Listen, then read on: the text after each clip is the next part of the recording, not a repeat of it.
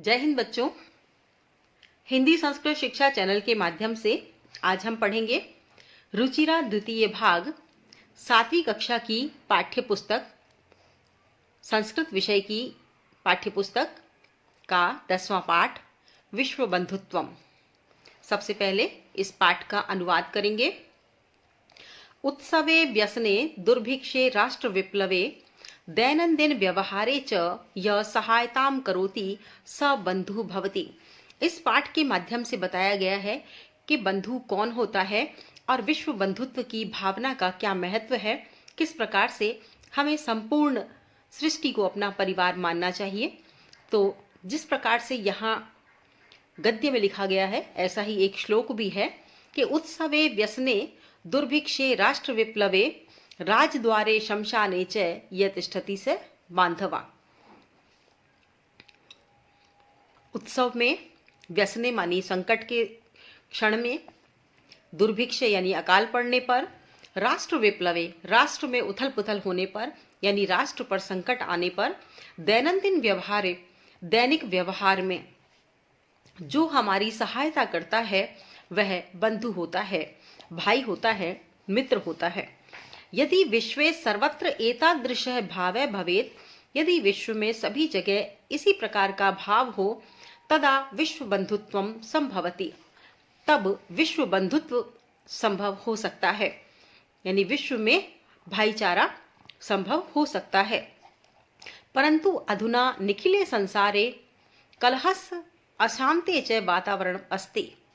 परंतु अधुना लेकिन आज निखिले संसारे संपूर्ण संसार में कलह का और अशांति का वातावरण है। मानवा परस्परम न विश्वसन्ति, मनुष्य एक दूसरे पर विश्वास नहीं करते हैं। ते परस्य कष्टम स्वकीयम कष्टम न गणयन्ति, वे दूसरों के कष्ट को अपना कष्ट नहीं मानते हैं, यानी दूसरों की तकलीफ को अपनी तकलीफ नहीं गिनते हैं।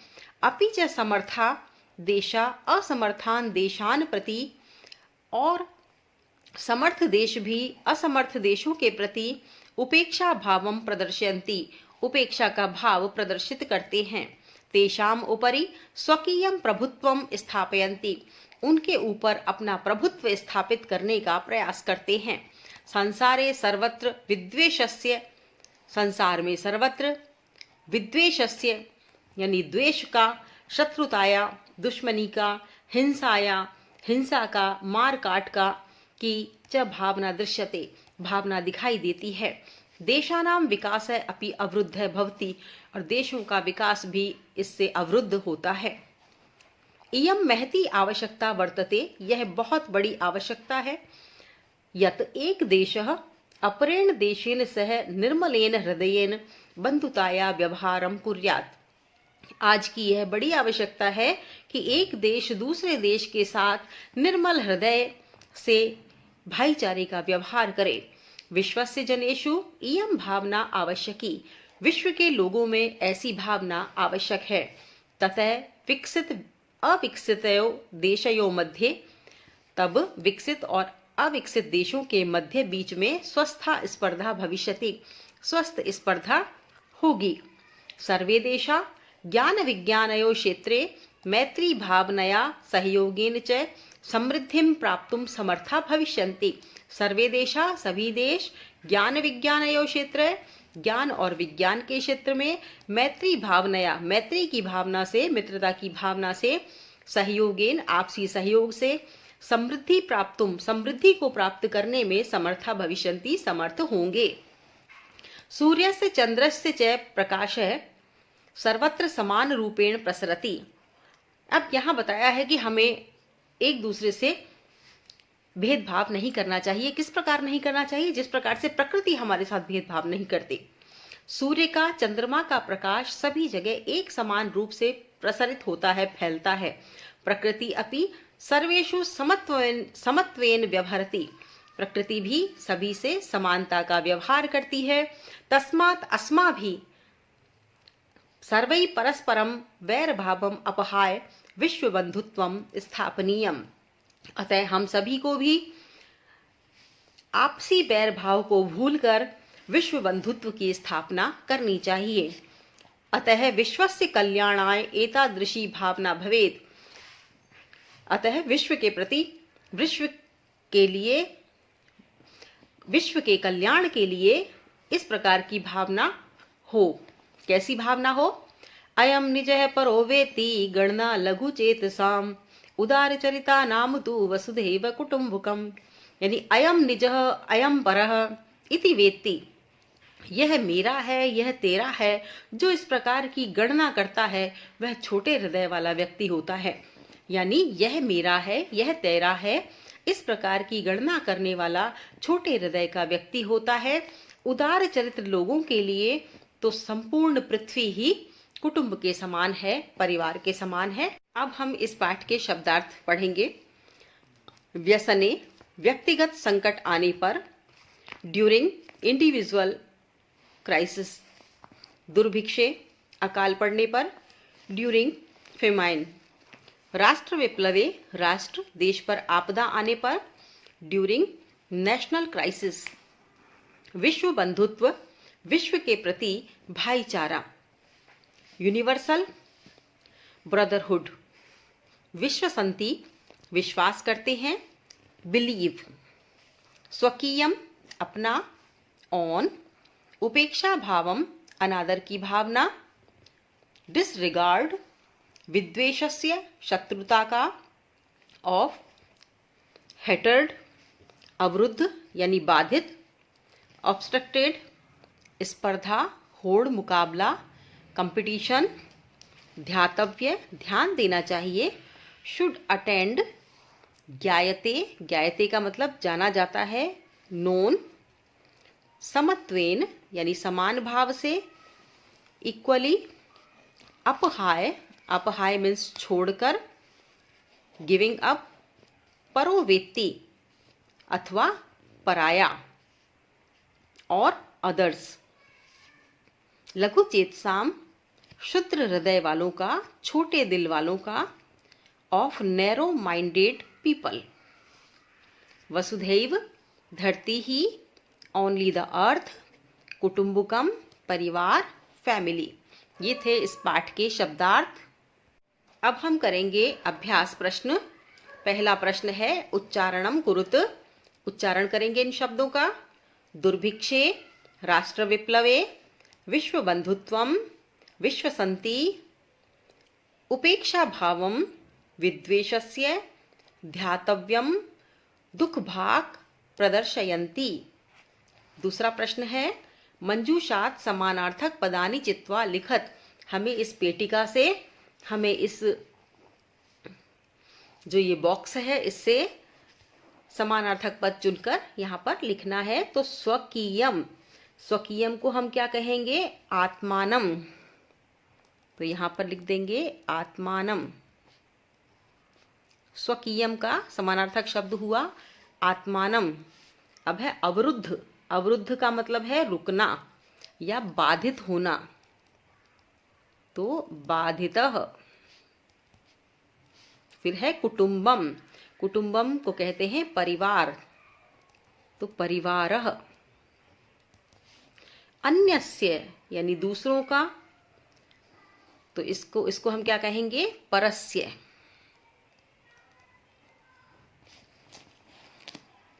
इसके बाद है अपहाय, अपहाय मानी छोड़कर, तो इसका ये शब्द है यहाँ पर त्यक्त्वा। फिर है समृद्धम, समृद्धम मतलब संपन्नम। इसके बाद है कष्टम, कष्टम को कहेंगे दुखम। फिर है निखिले, निखिले मानी संपूर्णे। अब इसके बाद है तीसरा प्रश्न, रेखांकित पदानि संशोध्य लिखत। रेखांकित पदों को संशोधित करके लिखना है हमें। यहाँ वाक्य में जो भी गलती है उसे, त्रुटि को दूर करके लिखना है। छात्रा क्रीड़ा क्षेत्रे कंदुकात क्रीडंती। तो यहाँ पर कंदुकात पंचमी विभक्ति का रूप है, किंतु यहाँ पर आएगा छात्र क्रीड़ा क्षेत्र में गेंद से खेलते हैं तो कर्ता ने कर्म को करण से कारक चिन्हों के अनुसार तृतीया विभक्ति आएगी कंदुकेन। अनुवाद कार्य में कारक चिन्हों के अनुसार हम अनुवाद करते हैं और इसके अलावा कुछ अनुवादों में कुछ नियम भी आते हैं, तो नियमों के अनुसार भी अनुवाद में विभक्तियों का प्रयोग होता है। ख है ते बालिका मधुरम गायन्ति, ते बालिकाः मधुरम गायन्ति। तो ये से तौ ते पुल्लिंग शब्द है, तो हम लिखेंगे सा ते ता, ता बालिकाः क्योंकि ये स्त्रीलिंग है बालिका, मधुरम गायन्ति। अब है अहम पुस्तकालयेन पुस्तकानि आनयामि, मैं पुस्तकालय से पुस्तक लाऊंगा या लाता हूं। तो पुस्तकालयेन तृतीय विभक्ति है, कर्ता ने कर्म को करण से पुस्तकालय से, यहाँ लगभग हमें ठीक लग रहा है लेकिन ये ठीक इसलिए नहीं है क्योंकि जब हम पुस्तकालय से लेकर आएंगे तो पुस्तकालय से पुस्तक अलग होगी, तो अलग होने के अर्थ में पंचमी विभक्ति का रूप लिखते हैं हम, तो हम लिखेंगे अहम पुस्तकालयात, पुस्तकालयात। जिस प्रकार से हम लिखते हैं अहम विद्यालयात गृहं गच्छामि, उसी प्रकार पुस्तकालयात पुस्तकम पुस्तकानि आनयामि। अगला प्रश्न है त्वम किम नाम, इसमें क्या संशोधन होगा? तव किम नाम, तुम्हारा नाम क्या है? तव किम नाम।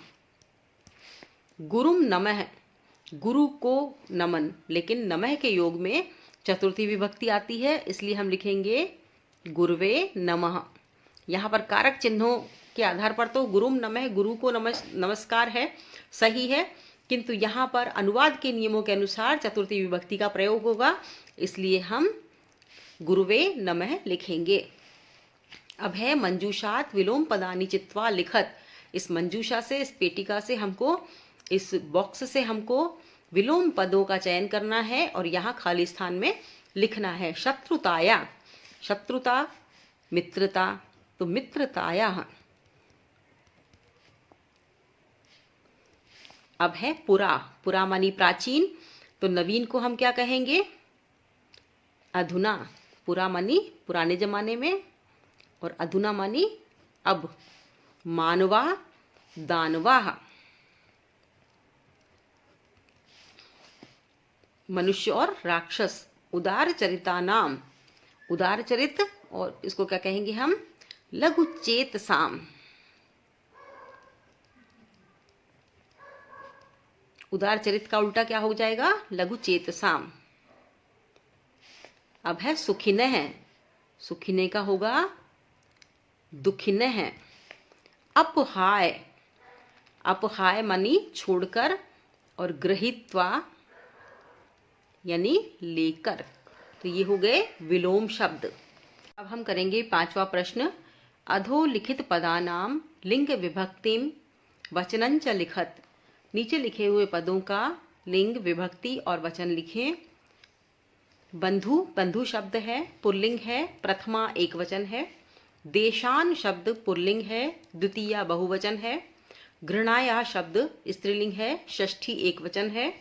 कुटुंबकम नपुंसकलिंग शब्द है, प्रथमा एक वचन है। रक्षायाम स्त्रीलिंग शब्द है, सप्तमी एक वचन है। और ज्ञान विज्ञानयो नपुंसकलिंग शब्द है और षष्ठी द्विवचन है। छठा प्रश्न। कोष्ठकेषु दत्तेषु शब्देषु समुचिताम विभक्तिम योजयित्वा रिक्त स्थानानि पूर्यते, कोष्ठक में दिए हुए शब्दों में उचित विभक्ति का प्रयोग करके रिक्त स्थानों की पूर्ति करें। विद्यालयम उभयते वृक्षा सन्ति। अब नीचे जो प्रश्न दे रखा है, उभयते गोपालिका, तो जिस प्रकार से विद्यालयम उभयते वृक्षा सन्ति लिखा हुआ है वैसे ही हम लिखेंगे कृष्णम उभयते। गोपालिका यानी उभयते परितय आदि के योग में द्वितीय विभक्ति आती है, ये अनुवाद का नियम है। इसलिए कृष्णम उभयते गोपालिका। ख में उदाहरण दिया हुआ है ग्रामम परितय गोचारण भूमि। तो गांव के चारों ओर गोचारण भूमि है। उभयते का अर्थ होता है दोनों ओर और परितय का अर्थ होता है चारों ओर। तो यहाँ दिया गया है विद्यालय के दोनों ओर वृक्ष हैं, कृष्ण के दोनों ओर गोपियां हैं।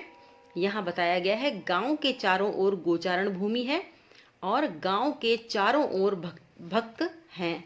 तो मंदिरम मंदिरम परितः भक्ता। अब है ग में सूर्याय नमः। तो यहाँ नमः के योग में चतुर्थी विभक्ति आती है, तो हम लिखेंगे गुर्वे नमः। वृक्षस्य उपरि खगः। वृक्ष के ऊपर पक्षी हैं, तो अश्वस्य उपरि उपरि सैनिकः। अश्व के ऊपर, घोड़े के ऊपर सैनिक है। ये कारक चिन्हों के अनुसार षष्ठी विभक्ति का रूप है। षष्ठी विभक्ति में कारक चिन्ह होते हैं का, के, की। तो वृक्ष के ऊपर पक्षी हैं, अश्व के ऊपर सैनिक हैं। अब है 7वां नंबर का प्रश्न। कोष्ठकात् समुचितम पदम चित्वा रिक्त स्थानानि पूर्यतः। कोष्ठक से उचित पद का चयन करके रिक्त स्थान की पूर्ति करें। तो नमः, नमः के योग में षष्ठी विभक्ति आती है, तो हम लिखेंगे हरिये नमः। अब है परितः कृषि क्षेत्राणि सन्ति। तो परितः के योग में द्वितीय विभक्ति आएगी, तो हम लेंगे ग्रामम। ग्रामम परितः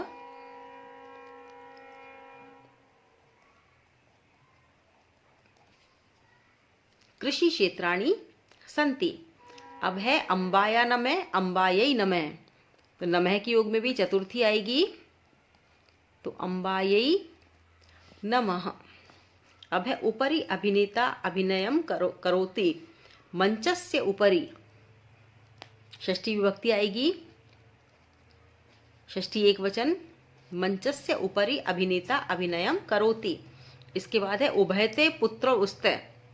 उभयते परितय के योग में वही द्वितीय विभक्ति, तो हम लिखेंगे पितरम। पितरम उभयते पुत्रो स्तय। अब ये है ध्यातव्यम, यानी जो हमें याद रखना चाहिए, ध्यान देना चाहिए। क्रियाम आधृत्य यत्र द्वितीया तृतीया आद्या विभक्ति भवन्ति ता कारक विभक्तये इत्युच्यन्ते। यानी क्रिया पर आधारित जहां पर द्वितीय तृतीया आदि विभक्तियां होती हैं, वे कारक विभक्तियां कहलाती हैं। यथा रामः ग्रामम गच्छति। जैसे राम गांव जाता है। बालका यानेन यान्ति इत्यादया। बालक यान से आते हैं या गाड़ी से आते हैं। यान्ति मानी जाते हैं। पद्माश्रित्य प्रयुक्ता विभक्ति उपपद विभक्ति इत्युच्यते। पदों पर आश्रित जो विभक्ति होती है उसे उपपद विभक्ति कहते हैं। यथा ग्रामम परितः वनम। यानी जिस प्रकार से गांव के चारों ओर वन है। यानी पदों पर आश्रित, यानी जिस शब्दों पर आश्रित, शब्द के आधार पर जब कुछ नियम लगाए जाते हैं संस्कृत अनुवाद करते समय, तो उस विभक्ति को उपपद विभक्ति कहते हैं। रामेण सह लक्ष्मणः गच्छति। राम के साथ लक्ष्मण जाता है। तो सह के योग में तृतीया विभक्ति आती है। तो राम में, ये राम पद में हमने तृतीया विभक्ति लगाई, इसलिए इसे हम क्या कहेंगे, उपपद विभक्ति। राम के साथ लक्ष्मण जाता है। अत्र परितः इति योगे ग्राम पदात् द्वितीया तथा च सह इति योगे राम पदात् प्रयुक्ता तृतीया उपपद विभक्ति अस्ति। तो आज हमने पढ़ा कक्षा 7 का 10वां पाठ विश्व बंधुत्वम। हमने इसके शब्दार्थ देखे, अनुवाद किया और अभ्यास प्रश्न भी किए। इससे संबंधी कोई भी जानकारी यदि आप चाहते हैं और कोई जानकारी यदि रह गई हो तो आप मुझे कमेंट बॉक्स में कमेंट लिखकर पूछ सकते हैं।